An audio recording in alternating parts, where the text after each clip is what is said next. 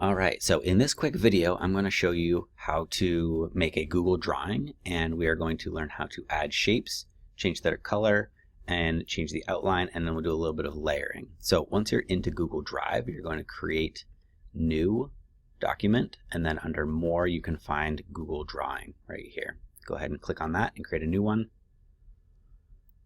Once it's loaded, just like any other document, the first thing you want to do is you want to give it a name. This assignment is going to be called Polygon Pumpkins. All right, so the first thing we want to do is we want to learn how to add a shape. Up here on your toolbar, you have a little circle and a square. If you hover over it, it's called Shapes. You can click on it, and then the first one down is the Shapes option. There are some other ones. In today's activity, we're only going to be using shapes here. So you can see a large variety of shapes, but we only want to pick polygon shapes.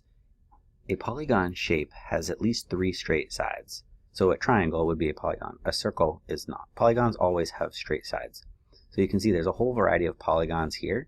So basically we're going to be using these to create our pumpkin. Alright, so thinking about the general shape of a pumpkin, I'm going to add in the regular pentagon shape. So once I have it selected, my next step is to click and drag into my work area. You can see I have an outline of my pentagon here, and as soon as I let go, it's going to create it. I can now click and drag to move it around. I can use the blue squares in the corner or on the side to change the size of it.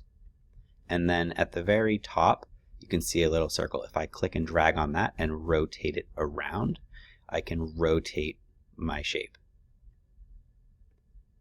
The next step I want to do is I want to add some color to this pumpkin, because pumpkins aren't normally blue. With this shape selected, you can see a little paint bucket called fill color. If you click on that, you have a variety of colors to pick from, or you can add a custom color. For this activity, I'm just going to pick a nice orange. The next thing I want to do is I want to look at the outline of my pentagon. Right now, I have a black color outline. I could change that, but I will leave it as black. Next to that, I have border weight. Border weight means the thickness of that line around your shape. So I'm going to change this to 8. You can see it's a nice big bold outline. I want to reduce that a little bit because it's too thick. Alright, so I have my basic pumpkin shape now. The next thing I'm going to do is I'm going to add some eyes.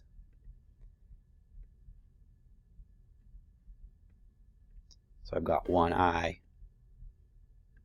Maybe I'll do another eye. Maybe I want this one to be upside down. I can rotate it. And then I'm going to sort of pretend that my jack-o'-lantern or my pumpkin has a light on the inside, which means it's going to have glowing yellow eyes. So I'm going to change this fill color to yellow instead of orange because I want it to stand out. Alright, so now that I've got 2 eyes, my next step would be to work on a mouth. So I'm going to take a look at the shapes, and I think that maybe I will use another triangle for the mouth. So I could leave it like this, or I could rotate it a little bit. Whatever I want to do, I'm going to add some color and some thickness to it so it matches my eyes. Alright, and the last thing I'm going to add is I'm going to add a tiny little stem to the top. So I'm just going to use a square for that. I'm going to make it tall and skinny, and then I'm going to match the thickness to what I started with before.